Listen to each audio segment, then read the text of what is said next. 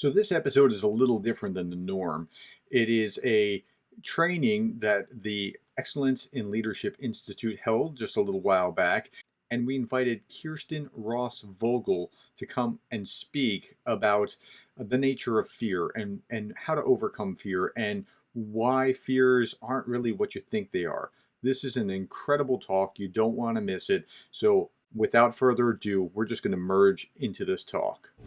You are listening to The Leadersmith, Darren Gerdes.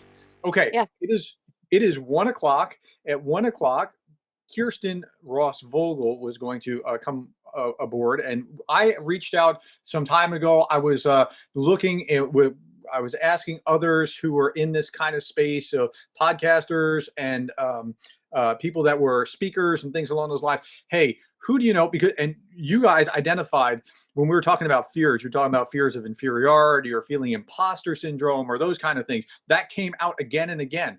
And so I asked that on Facebook, and I got dozens of responses, and her name kept coming up. And we reached out to her and said, "Hey, look, you keep coming up." I listened to some of her podcasts, and I was like, "David, I think this is who we need to have come talk."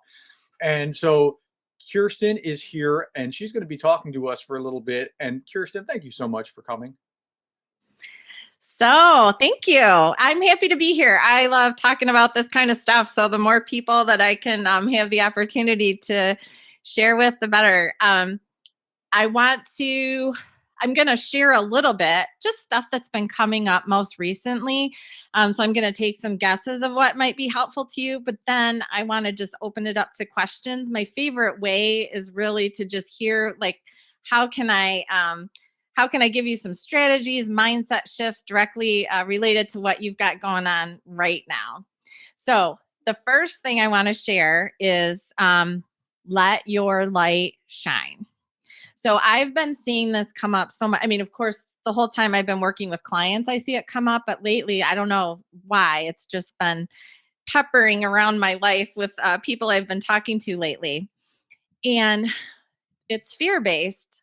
And I'm going to, stereotype a little bit, but I think I'm stereotyping fact-based. We women have a little harder time than men in letting our light shine, celebrating our successes.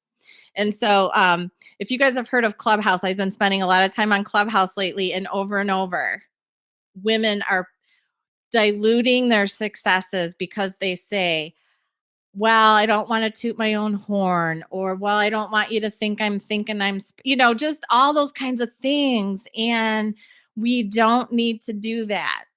And I'm going to tell you why.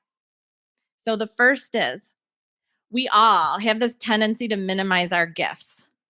We are given gifts, strengths to use in the service of others. And when I say service of others, that can be your vocation. It can be, volunteer work. So when I say that, don't think that like, oh, I'm not using mine because I'm not like taking care of orphans in Africa. No, but we are all given gifts that we're to utilize in service of others. And the cool thing is, if you've ever been in a room full of people that are sharing what their unique gifts are, there's every different kind of gift there.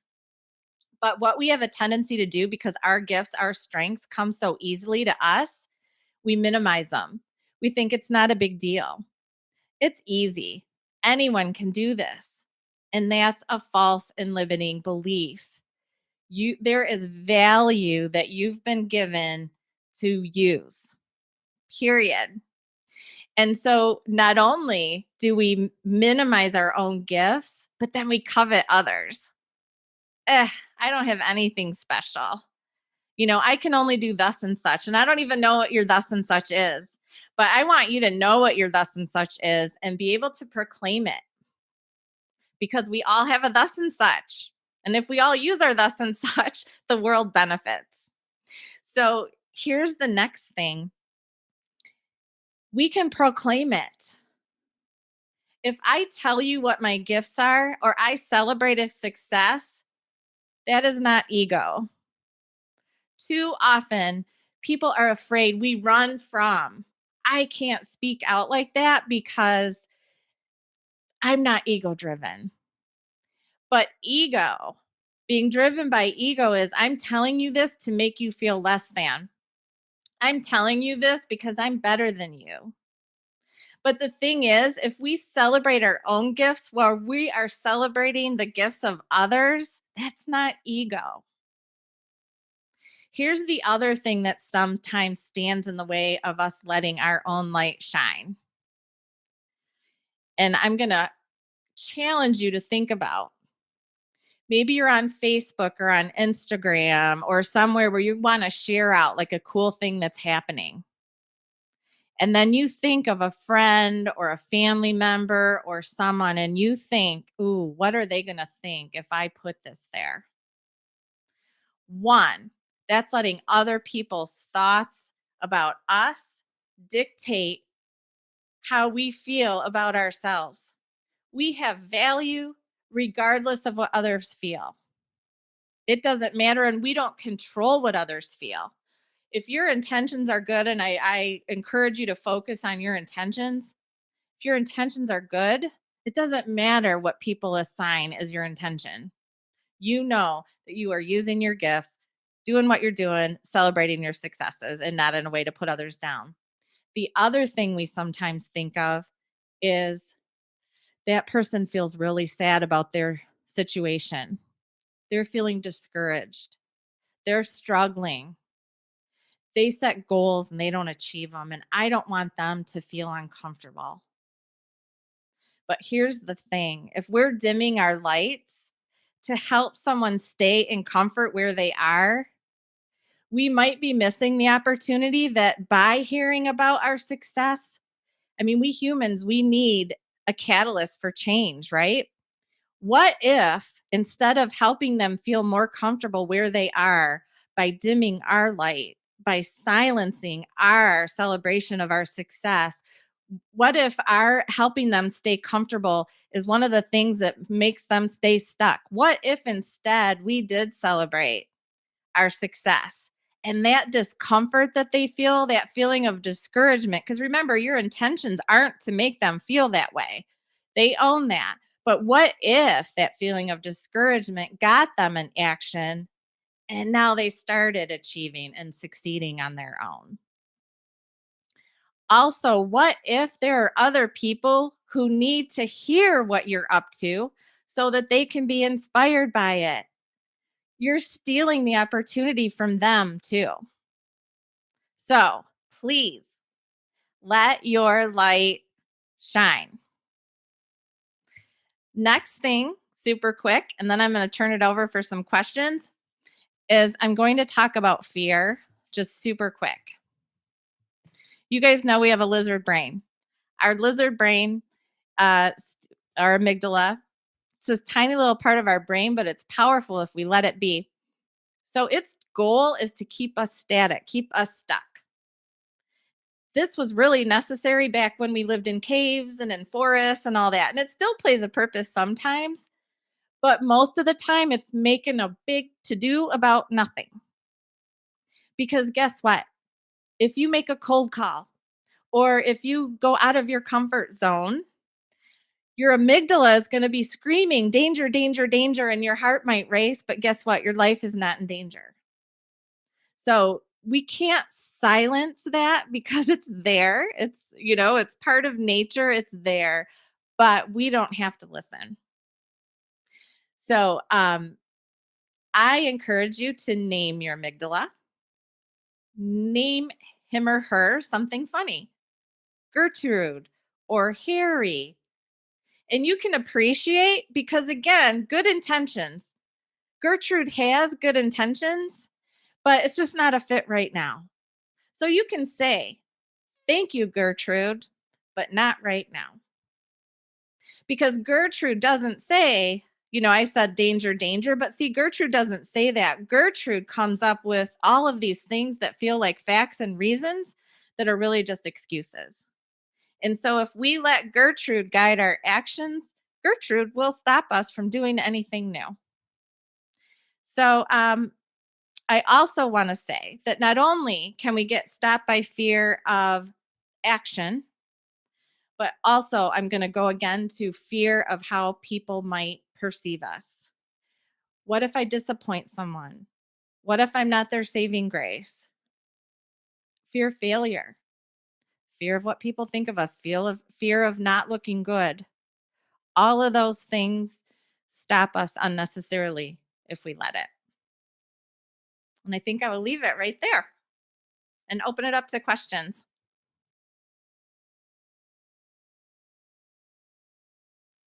Wow, that was deep. And when you're dealing with fears, you think those fears are real. They're not. And those are just things that you have read in that probably will never happen. Can you speak a little bit to that? Like, I mean, we expect this to happen, but the odds are pretty slim. Yeah. So well, one thing that I have people do, I'm going to flip my notes here to make sure I get them all. But so the thing is, well, generic fear. So if we just sit and think like I'm afraid, I don't want to do that, I'm afraid. That can stop us more easily because we're not looking at what is the actual fear. So when you're feeling afraid, stop and say, wait a minute, this isn't generic fear. What's the real fear? Like, get a name to it, jot it down. Because then once you put a name to it, now you can say, what are the chances of this actually happening? Mhm. And usually it's going to be nil. Secondarily, you can say, what's the worst that would happen Yeah. if this thing happened? Like, what's the worst case scenario? Now look and say, like, what are the chances of that worst case scenario happening? And I've walked clients through this a million times. And usually it's like, yeah, probably none. So hold the phone. You were stopping yourself from doing something that actually has very little chance of happening and even less chance of the worst case scenario happening. Yeah, and if it goes sideways, you're still alive. I'm still okay. Right. Yes, I did this thing and I got egg on my face. Okay, polish yourself off, dust yourself off, go on, right? Yep. But it's not likely to happen. If it does happen, I'll still be okay, and then you can move on. Now, specifically, the fear that keeps coming up more than anything else, and you talked about it, but I'm going to give you another chance to talk about it a little bit more. Is this fear of insecurity, like I'm not good enough, and how do you root that out? I mean, everything you said was right on target. Is there anything particularly to help them root this out? Because I mean, that just keeps coming up again and again. And I've tried to give examples like, if you don't have to be Wayne Gretzky to be a decent hockey coach, Hmm. right? But Hmm.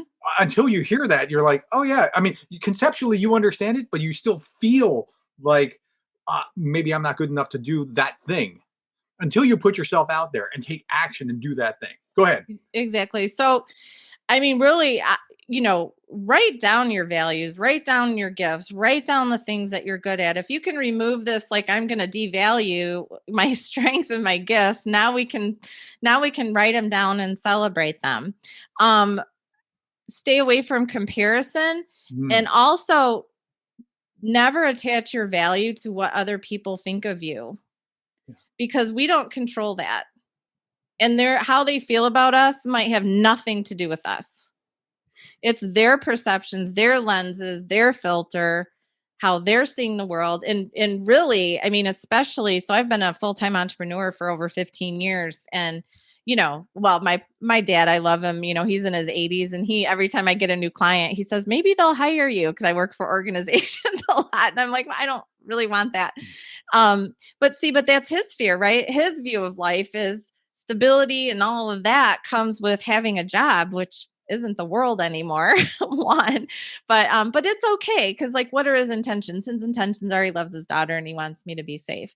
But we can't control what people think in any circumstance. And so, I mean, one thing is to just, not allow yourself to be stopped by what others think.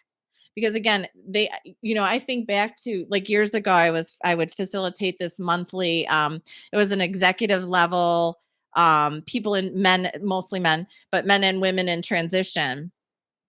And, so these were all top level, like had made well into the six figures annually, all of that, these powerful businessmen. And now they're afraid because they're in transition, and that's not a fun place to be.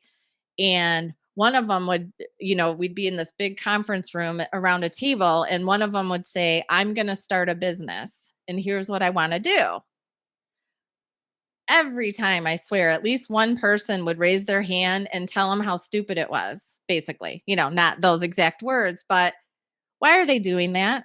It didn't have anything to do with that person's idea for the business. That was their fear, their feelings of inadequacy, that they weren't starting a business, right? And so just know your value, pay attention to your intentions, and don't let other people's words, actions, feelings, if someone's giving you constructive feedback, you can take it in. I caution and always be very intentional about how you choose what I call your trusted advisors. Mm-hmm.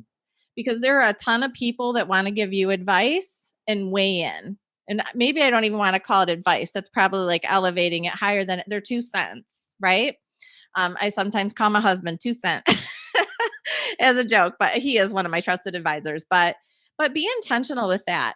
They need to have your back, not have some other thing going on, right? Some knowledge of what's going on. So be intentional and make sure that they're not just throwing in the 2 cents because of something in their own life, their own fears, all of that. Did it answer the question? Yeah, that's awesome. Okay, so I'm going to open it up for you all. Yeah. What questions do you have for Kirsten? And then I want Kirsten, if you will be willing to tell us about your podcast a little bit, so that they can have that as a resource. Sure. Tell us about your book, Defeat the Drama. Just sure. Give us a little bit more about your background, so they can follow up after whatever questions they might have. Okay, you're on. What questions? Hit me. All right, I have a question. Okay. So the amygdala, that lizard part of our brain, is there a way to kind of make it a positive element of life? Because I remember you said if you name it, it gives it an identity. But beyond naming it, is there a way to kind of mentor with it and then move forward? So my strategy has always been, and to me, the naming of it, I don't know if I want to call it an identity, but it's making it playful and humorous so that I'm not frustrated with it and fighting with it. And then that appreciation piece. So that to me is just, it's just a quick way to thank you and then redirect my own mindset. But, there might be people that are much more into, I'm not sure if there are strategies, maybe some neuro scientists or something would know, but I'm not aware of a way to quiet it or make it go away. As far as I know, the best we can do is thank it because it has good intentions, and then just not let it Kirsten, listen. if I can take a whack at that, I was reading this today. I was reading Getting to Yes with Yourself by William Ury. Ury is like one of the world's leading negotiators. He's written books on negotiation for years, and he was talking about exactly this. I was like, whoa, because I knew we were going to be talking about this kind of thing. He said, what you just said of name it, he said, call it your crazy uncle, right? He's your crazy Uncle Charlie. Hear the voice, and then, okay, thank you, crazy Uncle Charlie. He means well. He's trying to help you, but he's always going to come at it at fear, right? That's what crazy Uncle Charlie does. Yeah. So if you do that, factor it in, it's there, but it's not the way that you want to operate your life. Crazy Uncle Charlie is crazy. We all know that. Yeah. So if you I don't think you can ever quiet it completely. I don't think that works. But but what Ury said was to just what you said, name it, and then hear it, and then let it go. And then don't waste energy on being frustrated with it. It is what it is, right? So you can beat your head against something that you can't change and be frustrated by it and waste energy on that. So that's why I'm creating like just a playful and gratitude. I mean, it's good. And there might be a time when it, serves you, but in most cases it's not.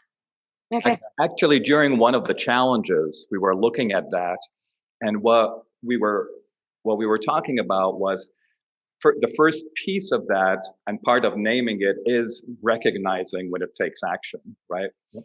So the whole thing is that it's going to happen. The question is, and what we have control over is, how do we respond to that? What do we do with that?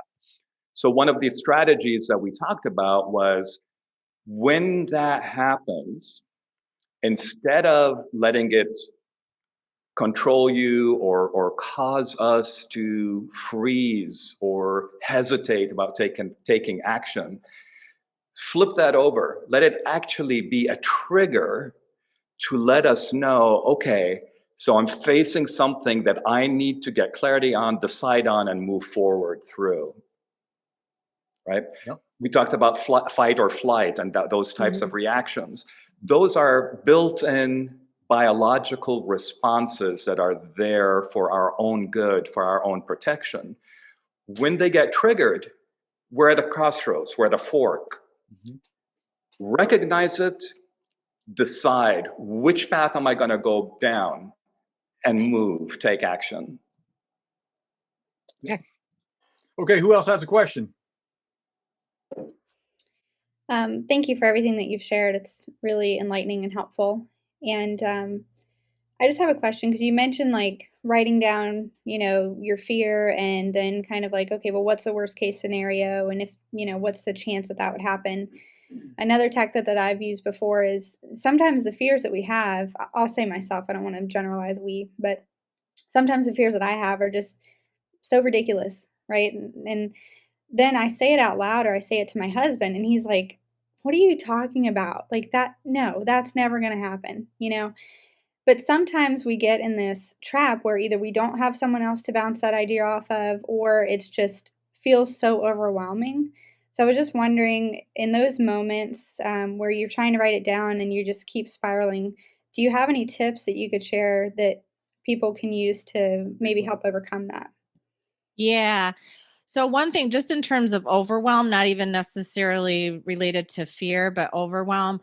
One thing is that our brains can't decipher if you have 10 things on your to-do list and you're trying to remember it in your head, and you're repeating it to yourself 100 times. Your brain can't tell the difference that it's really only 10 things. And that's one of the reasons that to-do lists, wherever you keep it, find a good place to keep that, but get it out of your head. Because that's one key reason that people get in overwhelm. Of course, not saying yes when you should be saying no. And the whole people pleasing thing, which I'm also happy to share about, will also get you into overwhelm. But if it's just that you have the tasks and you're keeping them in your brain. And then the other thing is, so in any circumstance, maybe we're really sad or afraid or angry or all of those kinds of things. I always encourage looking for what is in our control. So, because sometimes all those feelings are heightened if we feel like a complete victim to whatever's going on. And I mean, there's a lot of times when a lot of things aren't in our control, but there's always something, at least one part of it, that is. So I call it like a poking around. So poke around, like where can you make an impact on this thing, and put your focus there. So actually, gosh, I didn't even realize this was a whole fear thing, but yeah. So like in the beginning of the pandemic in the US, I ended up creating just this one sheet little thing, because fear was flying, right? There was physical fear, financial fear, social fear, the divides happening, just, so there was all this different kind of fear hitting us at once.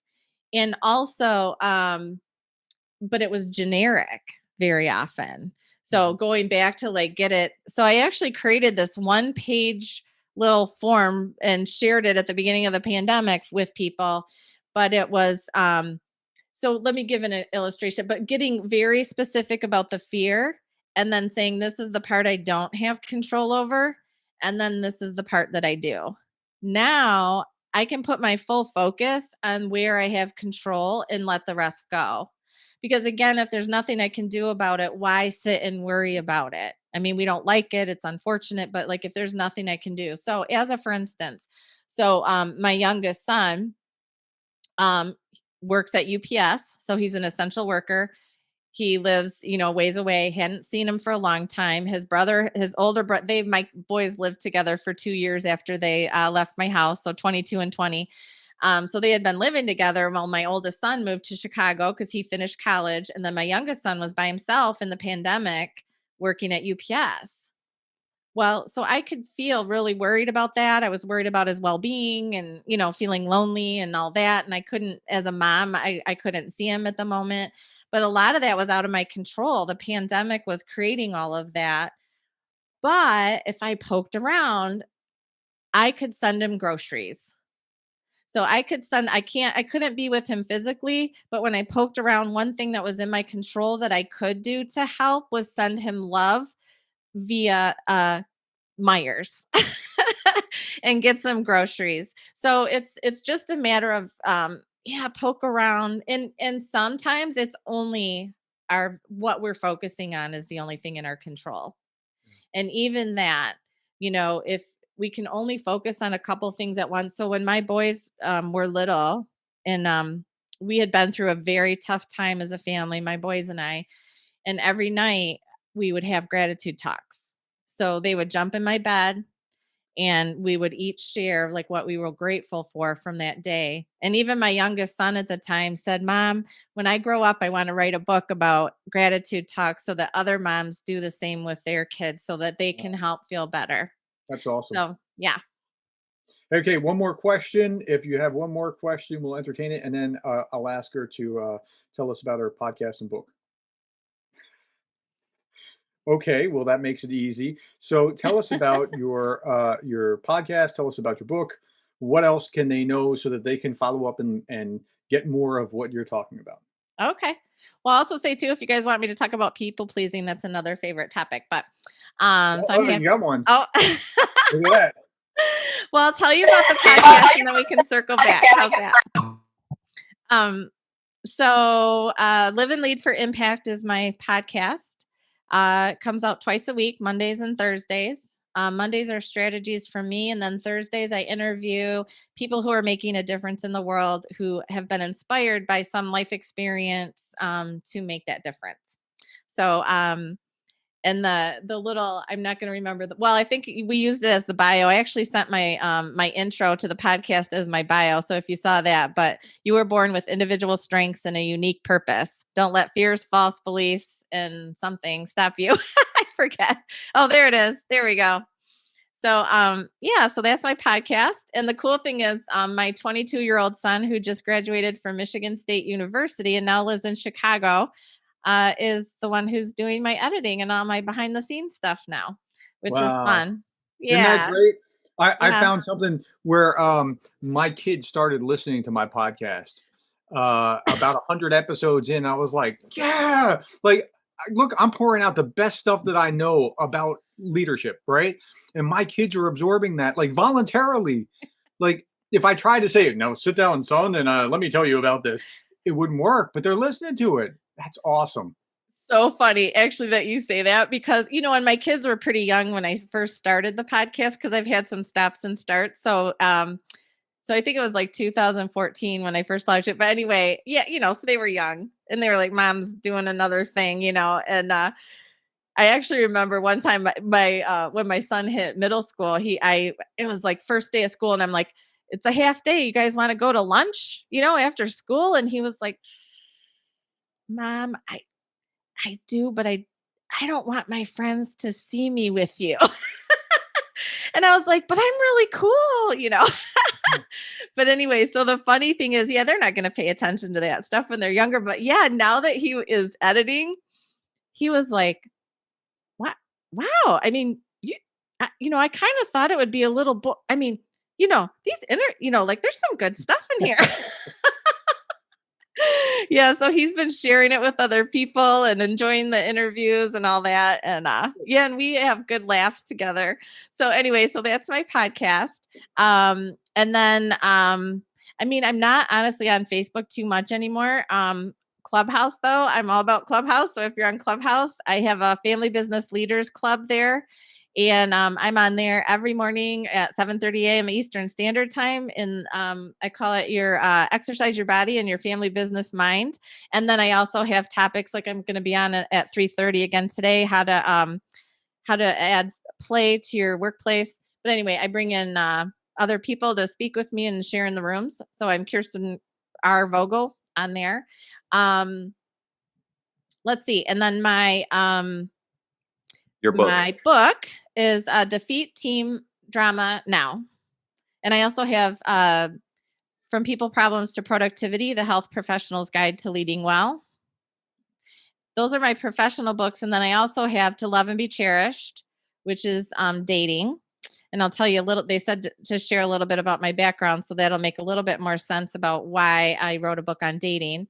Okay, so we're going to stop there. That's all the time that we have for today. But the quotation for contemplation for today comes from Babe Ruth, who said, "Don't let the fear of striking out hold you back." Okay, be sure to come back and listen to part 2 with Kirsten Ross Vogel. Thanks for your time.